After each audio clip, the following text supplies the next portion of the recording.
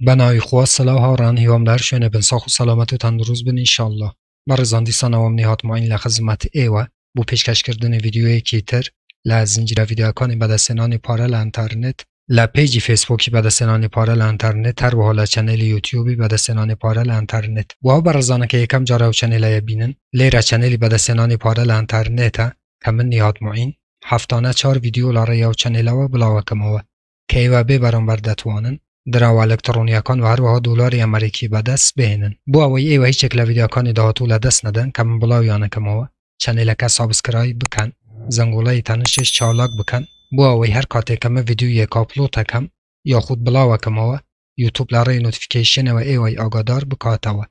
و یکم کسبن که بین ویدیوکان ببینن. بله عزیزان امرو شچینا نو پیجی تویتری بیبی دوچکوین که بررسی چندین دنگو باسی تری گرین که به نسبت دراوی الکترونی بیبی دوچکوین که اموی لگل ایواش به اشتراک دانم تکایه بیناری ام ویدیوی بن تاکو تای بو اوی ایواش لدنگو باسنوی کانی بیبی دوچکوین آگادار ببن. بله عزیزان هر وکو بایی وام بود که چندین دنگو باسی گرین که به نسبت دراوی الکترونی بیبی دوچکوین چون که دزانم که زربتان هولدرن و او دراواتان های لحرم کردستان بوی لدنگو باسی گرینگ کانی ام دراو خوشاویسته به بشتان ناکم.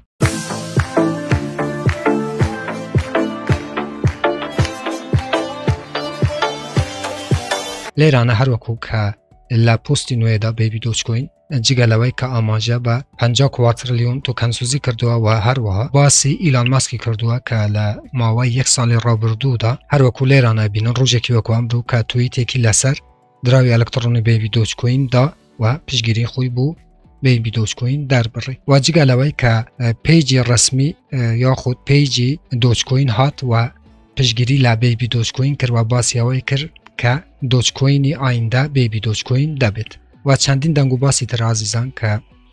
بیبی دوچکوین لماوی رابردو دا لچند روژی رابردو دا لیران عزیزان لناو اکسچنج اکلیز بو که ناو اکسچنج که P2 PB2 بیه اکسچنج که زور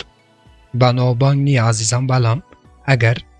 لو ماوی دا که بینیتان که بیبی دوچکوین چون براستی نرخکی برز بو به نسبت هم هویکی تنها او اکسچنج بو که لناو لیس بو براستی بیبی دوچکوین عزیزان دنگو باسی زوره چون که بیبی دوچکوین همیشه خبری نوعی هیا چون که براستی دراوی که زور با قوت و تیمی زور با قوت بوی براستی یک به یک پروژکانی سرکوتو دبن و هر وحالی رانش عزیزان هر وکوی بینن که لناو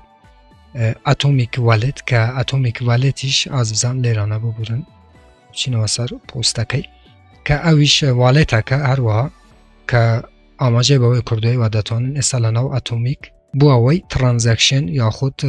نقل کردن بیبی دوچکان لناو والتی اتمیک انجام بدن و هر وها چندین دنگو باسی تر به نسبت دراوی الکترونی بیبی دوچکوین که لیرانه آماجه با NFT اکانی بیبی دوچکوین اکا لناو گوراترین پروژه و یکم پروژه که دیسنترالنده که آماجه باوی کردوی و استادتوانن بچن و او NFT آنه که کریوتانه لناو بیبی لناو دیسنترالند بکاری بینن باوی بتوانن لری بیبی دوچکوین و لناو دیسنترالندی سرمایه‌ای به دست بینن عزیزان اوانه که پیشتر NFT بیبی دو جان کردن و استادتوانه لناو دیسنترالند براسی بچن و لری NFT بیبی دوچکوین و سرمایه‌ای به دست بینن او گرینگترین دنگو باسی بیبی دوچکوین با عزیزان هر وکو گوتم لویدیوکان رابردو داشت بیبی دوچکوین براسی کار لسر سواپیه که بووی اگر سواپی بیبی دوچکوین بید براستی شاهدی تقینوی دراوی الکترونی بیبی دوچکوین دبین که هر وکو لیرانش آماجه باوی کردوه که لسایتی کوینگیکو بیبی دوچکوین لرتبه 165 کریپتو کارنسی. بله عزیزان لیرانش با بچین سر بیبی دوچکوین که هر وکو لیرانه بینن 13.801358 معامله پیکری و هر وها لبش هولدر گرینگترین بشکان تامپیرم هاورانچ بو اویش تکان دوباره نبنو و هر وکو بینن که بیبی دوچکوین گیشتی تا 1,509,469 هولدر که بررسی رقمه که زور گوریه بو دراوی الکترونی بیبی دوچکوین ولی رانش نمویش تکان دوباره بکمو که زوربه ویدیو اکان باسی رنکو و هر وها مارکت کپ و توکنسوزی بیبی دوچکوینم کردوه ایوه داتانم بو هم مباسه بچن سیری ویدیو اکانی رابردو بکن بو اوه زیادتر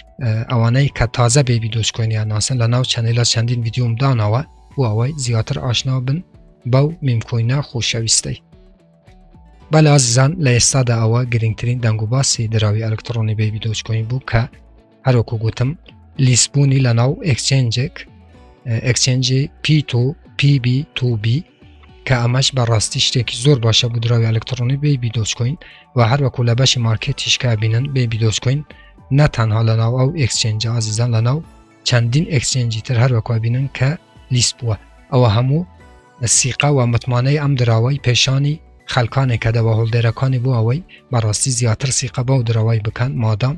لەناو ئەوەندە ئەکسچێنجە لیست بووە و چەندین ئەکسچێنجیش هەیە بەناوبانگە کە